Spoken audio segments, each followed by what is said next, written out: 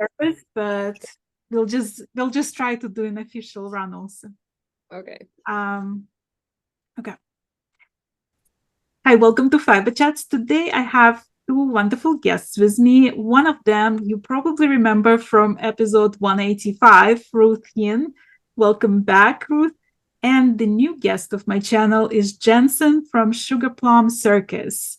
She's a yarn dyer from New Orleans. Welcome. And we have some exciting news. You guys decided to collaborate, and we're doing a knit along that's going to start on April 19th, Friday, and run until May 18th. And what are we calling this? Encircle KAL? Yes, it's the Encircle knit along. We'll be using the hashtag Encircle KAL 2024. Well, Ruth, tell us a little bit about it. What is going to be part of the Encircle KAL? What are we knitting? Yeah, so we'll be knitting three different shawls. You don't have to knit all three, but you do have three choices from an ebook that Jensen and I collaborated on this past year. It's a collection of 3 half-pie lace shawls. And so we have the Aetherios shawl, which is a little bit crinkly. It's a little bit crinkly from being in storage, but it is a half circle sport weight lace shawl. We have the Tesselis shawl, which is a fingering weight lace and texture half pie shawl. And then the Thawing Crystals shawl, which is the most recent release that just came out March 20th. And that is a worsted / Aran weight lace and texture half pie shawl. So you'll have 3 different options for the knit along. So we're starting the knit along officially on April 19th, and we're going to have a Zoom party, and stay tuned for that announcement. We'll figure out the time for that Zoom party, and you don't want to miss it, because we're going to start immediately with a giveaway. So for the participants of that Zoom party, we're going to have a surprise, or not so much surprise, giveaway. So you don't want to miss that party. And then the knit along is going to last until May 18th. And you don't have to be done by May 18th, but we're hoping you're going to make some progress on one of the shawls. And on May 18th, we're going to have another Zoom. And for the participants of that Zoom, we're going to have a grand giveaway. And you definitely don't want to miss that one. So it's not going to be just for those people who finish the shawl, but for all your work in progress, you're going to be qualified as well. So you go at your own pace, and hopefully, you can join that Zoom. Jensen, tell us a little bit about different yarn bases used for these shawls. What do you recommend? For the first one, the Aetherios shawl, I have mine here that I recommend paying attention to all of the patterns. So yeah, I missed an increase row right up here. So mine isn't the correct shape, but I decided to finish it anyway because I didn't notice my mistake until I got down here. But anyway, so normally it would be bigger than this. But so this is the Eco Sport, which is a 50% recycled wool and 50% tencel, which is made from wood pulp. And it just is like a nice drapey, breathable fabric, good for a variety of climates. And being in New Orleans, I wanted something that could be that would be nice for like over summer dresses and things, because especially down here, I mean, they get the air conditioning cranking in a lot of indoor places, and it's like you'll be outside and it's hot and humid, and then you go inside and you're freezing. And so I wanted something that you could put over your shoulders just to like keep the chill off, but also even to wear outside just as like a protection from the sun too on your shoulders, which is nice because it doesn't get like too hot or anything. But unfortunately my supplier did discontinue this base, but I do have a good amount of color options still available, ready to ship. But some yarn substitution recommendations would be either the Divine Sock, which is a blend of fine merino, super kid mohair, and mulberry silk, and it's like a plump fingering light sport weight yarn. Or there's the Charlotte Sport, which is a 100% fine merino sport weight base. Either of those would be good substitutions for this. Yeah, and I'm knitting, actually, I already started a second one. So this is a base that I'm going to be bringing in. I don't know if I'll have it. If anyone's curious about maybe trying this base out, they can email me. But so I don't know if it'll be like officially launched by the time. But so here's my second one, and I made sure I got all the increased rows right. But so I'm pretty far along, and this is in a merino cotton blend. So it's 50% fine merino, 50% Pima cotton, and it's going to be called Magnolia Fingering. And so this is like a new, coming soon base. And because of the, so this is my Gigawatts colorway. And because of the cotton aspect, it does take the dye a little bit differently. So I have these skeins just for an example. So, because I did one batch on this, and then here is, this is the Lady Danger colorway on the new, like, merino cotton base on Magnolia Fingering. And this is the exact same colorway on a 100% wool superwash base. So you can see like the desaturation. So yes. So it does take the dye like a bit differently, but it's kind of a nice, like, heathered, like worn in look, and it's very soft and very nice. And then for the next shawl that we did was the test list, and this is the one that I had a sample maker. Tara made me this gorgeous Mardi Gras shawl, and so I had her do it in the Mardi Gras colors for New Orleans. And this one, it's a generous 3 skein fingering weight shawl, and can pretty much pick like any 3 colors you like. And for this one, you could use either, just any fingering weight yarn, really, but, either the Charlotte Fingering, which is what this was designed in, which is 100% fine merino, or some people like nylon in their yarn for a little bit of added strength. So the Sugar Plum Sock would be okay. And then I don't have my own sample for the last one yet. The Thawing Crystals. Thank you, Ruth. So this is the final one in the collection that was just released, and that one features Luxe Aran. And so because I wanted a heavier, warmer one to kind of serve like as a house shawl, just something like, for like brisk mornings, put over your shoulders. And that one's in Luxe Aran, which is 80% fine merino, 20% baby alpaca. For people, they're sensitive to alpaca, you could substitute the Sugar Plum worsted and do like slightly lighter weight if you wanted to. But yeah, so that's the various yarn bases. So the reason we're starting this knit along on April 19 is to allow people plenty of time to order yarn from Johnson, and they can email you, right? Yes.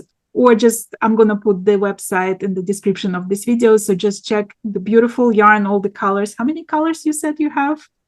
Approximately 100. I mean, currently, I have more than 100 colorways, but sometimes I'll pull certain ones to reformulate because a lot of times, I don't know if anyone's experienced this, you'll order one colorway from a dyer and then it might come drastically different the next time. So what can happen sometimes is when we order dyes from the dye supplier, when we run out of one of the dyes in a formula, sometimes the next new jar of it can be drastically different, and it like shifts the colorway. And if it's real subtle, I keep it, but if it's a drastic change, then I have to pull the colorway and like start over. But yeah, so I have approximately about 100, I think, last time I checked. And there is a section of ready to ship yarn. So if you like, and there's like 5 pages of it, it's a lot of yarn ready to ship. So just check that out first. If you see colors that you love, just order from there. So it's going to be much faster. And if you have some other colors that you really have to have, check out the dye to order section. Ruth, tell us a little bit about the inspiration for this collection. Yeah, absolutely. So working on this was a really, really fun process. I always love working with really specific yarns in mind and kind of the collaborative process of working with a dyer because I like having some parameters and kind of I like to know what target I'm hitting and kind of what I'm trying to go for. And so Jensen and I did talk quite a bit ahead of time about kind of our vision for the collection and kind of things that Jensen was looking for in her wardrobe. And then I really use that to inform the design. So Ethereos, again, because we were, got it wrong side out. There we go. So with Ethereos, because it was supposed to be very much kind of a light, summery, warm weather, wear with a sundress, out on the town kind of design. I wanted to go for something super elegant, something just really graceful and floral, but also for it to not be too challenging to knit. So all of the lace stitches in this shawl are really, there's nothing more complicated than an intermediate level lace stitch. And I just really had fun with pulling a lot of different kind of motifs and shapes, and just combining them. So yeah, that was Ethereos. Tesla's kind of went in a completely different direction. I think this one was actually the one that we discussed the least in terms of a design brief. And so this one ended up being a case of Ruth had mosaics on her brain for some reason, like ancient Greek and Roman mosaics. And so that very much came out in Tessalus with a lot of just really geometric kinds of patterns. And then I just wanted to give the colors as much opportunity to sort of mix and play and stand on their own at the same time, because Jensen had picked out this fabulous palette and I just was having a lot of fun with it. And so we've got these little slip stitch stripe sections. And so this one was really just all about color play and letting the colors really shine. And again, there's just some kind of repeated motifs where there's some little knit pearl textures that will then come back and be echoed in the lace pattern as well. And then for thawing crystals, I'm always really fascinated by sort of transitional seasons. I also live in the South and our weather flip-flops like crazy. And one of my kind of favorite times of year for weather is when we're sort of at the tail end of winter, but then hitting spring. And so we have these really beautiful sunshiny days, but then the nights might be a little chilly. We might even get some frost crystals going. And it's really just kind of a magical transitional season. And so thawing crystals was very much inspired by that season. It's difficult to see because of how dark the colors are, and I've got a dark background over here. But and for this one, I just went super, super simple and pulled in some textures and some kind of floral looking lace, but it has some of these hints of winter still hanging on, like this picot bind off that always makes me think about like frost crystals or icicles melting. Not that we get icicles in the South, but we can dream. And so, yeah, that is where the inspiration for the shawls came from. And I think Jensen and I had a ton of fun pulling these together. Yeah. So all three of them are half pie shapes. So they're all semicircular, Yes. and all three of them uses 3 skeins of yarn. Yes. Okay. And then we have another little surprise in the middle of this knit along. So for all of you guys who are on Instagram, if you use the Encircle KAL hashtag, these two ladies are gonna pick a winner of the hashtag, and it doesn't have to be your finished object, it can be your progress pictures. So the more often you use the hashtag, the more chances you get to win. And it's gonna be a really fun prize as well for the winner of the hashtag. So then the finish day is gonna be May 18th. We're gonna have the finishing Zoom party and the grand prize there. And we're going to keep all this, posting this information on Instagram and on Ravelry, right? What's the name of the group on Ravelry? Yes. And so I have my Red Earth Design Studio Ravelry group. And so I will be running a discussion thread in there for anybody who would rather use Ravelry than use Instagram. And so I will have a labeled Encircle knit along thread that will be pinned at the top. And so for anybody that wants to jump in there, I am going to open that fairly soon. And so anybody who wants to use it can go ahead and start chatting and talking about yarn. And I think it'll just be hopefully a really fun discussion group. And I will also be doing a drawing in there at the same time that we do the Instagram hashtag drawing. I will also be doing a giveaway drawing in the Ravelry group as well. All the information we talk about today is going to be available on Ravelry, and you guys can find that Ravelry thread in the description of this video. You can also find free shipping for 3 skeins of yarn code in the description of this video for the US, for continental US. If you are in Canada, there is going to be a discount code for shipping. And all the information can be found in the description of this video. And also in the thread on Ravelry that Ruth is going to run. But the main dates to remember is that the knit along is going to start on April 19th. We're going to post in that Ravelry thread and on Instagram the time of the Zoom and the link for the Zoom. Hope you can join us for this wonderful knit along. Start picking which design you want to start with.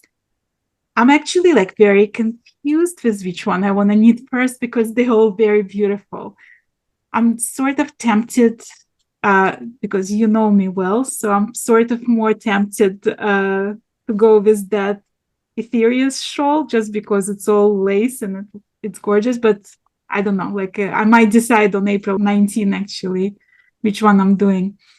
Thank you for joining me today. It's going to be really exciting, and I hope you guys can all join us as well. Thank you both. Thank you so much for having us, Irina. Thank you. Yeah, thank you.